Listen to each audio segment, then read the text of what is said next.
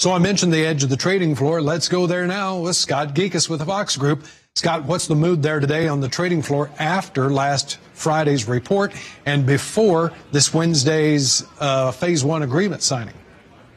Yeah, it's pretty slow. There's a very light volume, very, very little option trading going on back and forth. So the Phase 1 deal is going to be a big, significant deal moving forward Wednesday. The details are not going to be released until Friday. So that's what really is going to spark any type of direction movement one way or the other. See if there's going to be any surprises in that text.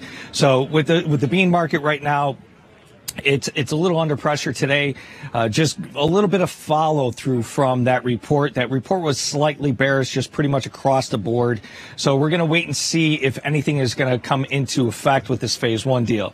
You know, right now we're having issues seeing if China's actually going to fulfill their commitment with the U.S. grains. That has yet to be seen. So that's what we're going to be focusing on. But I think that the devil's going to be in the details with that text release on Friday. Scott, is there anything in this agreement or that you're going to be particularly watching for? Have you heard from other traders some of the things that they'll be looking for that may not already be built into this market? Well, there's rumors back and forth, which they're rumors. Anybody can say anything at this point. That's what we've been dealing for the last 18 months or so with the headline risk. So, but what we're going to be looking for are any surprises. We expect to see a little bit of surprise or a bump up in wheat as well as U.S. beef.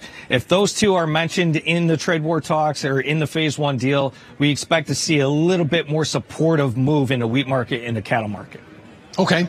I'll tell you what, let's take a break and we'll come back in just a moment and we'll talk about that agreement and what's going on behind the scenes in the pork and the beef complex next. Stay with us. Scott, the reason I mentioned that everybody's got their eye on this hog complex is just what it means behind the curtain here when we talk the technicals as far as the charts for this hog complex. There are some that's saying today's a critical day, that this could set the tone whether we break out to the upside, hold, or maybe break to the downside. Yeah, well, if you're looking at for pure technicals, the direction is going to definitely be to the downside. You're seeing the puts hold a slightly more skew than the calls, meaning that you're going to pay more for downside protection rather than upside profits. So the hog market is a completely odd dynamic. So you have all the fundamentals that are very bullish. African swine fever is definitely in the main stage. We already know that there's strong demand in China. It's just not materializing. So the imports to China are just not showing up. It's week on, week off.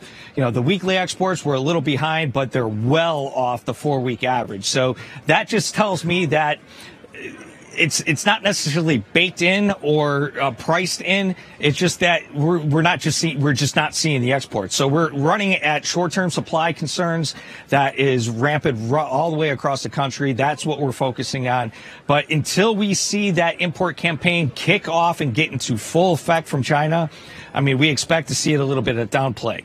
So we're waiting for this Phase 1. That's going to go into effect as well.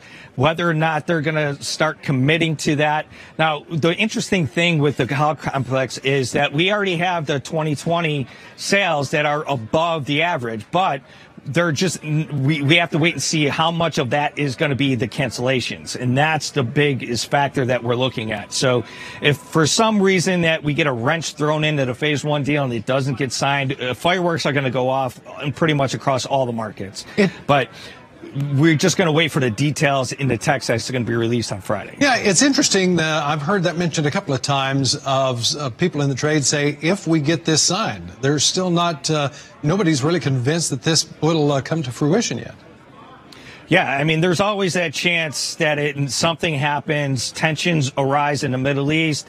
They move forward. China reacts in a different way. So even with only a few days left to have it signed, and China already committed to sending somebody over to sign it, it's still that slight possibility that it doesn't get signed. And that's why you're seeing a little bit of downside premium in some of these markets. All right, Scott, thank you very much. Great to visit with you. Hope you have a good day there at the edge of the trading floor. Scott Gecas is with Fox Trading in Chicago.